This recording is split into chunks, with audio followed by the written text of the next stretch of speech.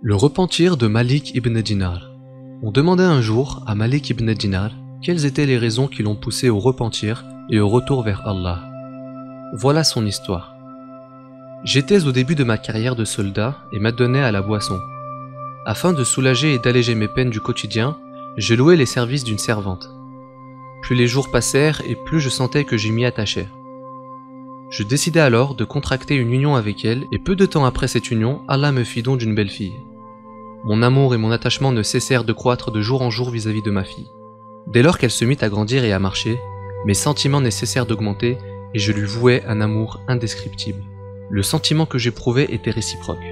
Elle s'était également attachée et habituée à ma compagnie. Chaque fois que je me servais un verre, elle le prenait et le renversait sur mes habits. Lorsqu'elle eut 2 ans, elle mourut et sa disparition m'affecta profondément. Le chagrin me pesait, cette situation m'était insupportable et ne me procurait aucun repos. Lors d'une nuit de vendredi du mois de Sha'ban, je me servis un verre de vin, le sommeil me gagna et ne m'acquittai point de la prière de la nuit. Dans mon rêve, je vis des gens sortir de leur tombe comme si l'heure du grand rassemblement avait sonné. Je me trouvais parmi eux. Soudain, j'entendis une voix venant de nulle part. Je cherchais d'où provenait celle-ci. C'est alors que je vis une énorme vipère noire sans égale, à la bouche béante, s'avançant rapidement vers moi.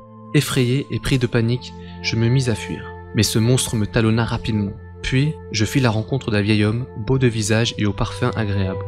Nous nous saluâmes et lui demandai de me prêter secours et assistance. « Je ferai face à cette vipère, mais sauve-toi rapidement, me dit-il. Ton espoir ne peut reposer que sur ce qu'Allah prévoit pour ton salut. » Je m'empressai de fuir jusqu'à arriver à l'un des endroits qui semblait être une des étapes du rassemblement. Je vis différentes couches de l'enfer et leurs occupants. La peur de cette vipère était toujours là. Elle me prenait tellement que j'étais prêt à me jeter dans la guienne. Soudain, une voix s'éleva. « Va-t'en, tu ne fais pas partie de ces gens-là, et tu n'es point de ceux-là. » À l'avoir écouté, mon cœur s'apaisa, puis je quittai ce lieu. Je vis à nouveau ce serpent qui me pourchassait et rencontrai à nouveau ce vieil homme. « Je t'ai demandé de me sauver, mais tu n'as rien fait. » Celui-ci se mit à pleurer en disant « Je ne peux rien faire, mais va vers cette montagne où se trouvent les dépôts et les provisions des musulmans. Si tu trouves les tiens, ils te sauveront. » J'aperçus ces montagnes divisées en galeries, d'où tombaient des voiles et rideaux. Les portes de ces chambres étaient d'or rouge incrustées de saphirs et de perles. Je me précipitai vers ces montagnes tout en étant poursuivi par ce reptile. Lorsque je fus près de celle-ci, un ange cria « Levez les voiles, ouvrez les portes, peut-être que ce pauvre a un gage qui le sauverait de l'ennemi. » Je continuai ma course, et c'est alors que je vis des jeunes au visage resplendissant de beauté sortir. Le serpent s'approcha de moi, le désarroi me fit perdre la tête jusqu'au moment où l'un des enfants se mit à crier « Venez tous à lui, l'ennemi est sur le point de le rattraper. » Tous se mirent à sortir par vagues. Soudain, je vis ma fille morte auparavant. À peine m'avait-elle vue qu'elle se mit à pleurer et dit « Je jure par Allah que c'est mon père. » Elle posa sa main gauche sur ma main droite et de sa main droite elle pointa le serpent qui partit en déroute. Puis ma fille me fit asseoir et me prit dans ses bras. Elle prit ma barbe et me dit « Oh père, le moment n'est-il pas venu pour ceux qui ont cru que leur cœur s'apaise à l'évocation d'Allah ?» Je lui dis tout en versant des larmes « Ma fille, tu récites le Saint-Coran ?»« Oh père, notre connaissance du Coran est meilleure que la vôtre, me dit-elle.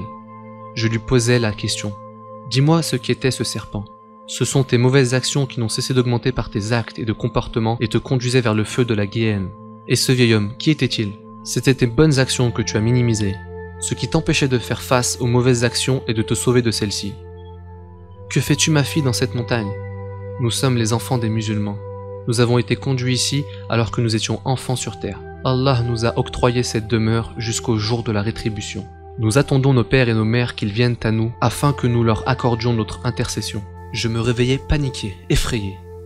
Je cessai de boire du vin et mis fin aux autres péchés, demandant pardon et me repentis à Allah.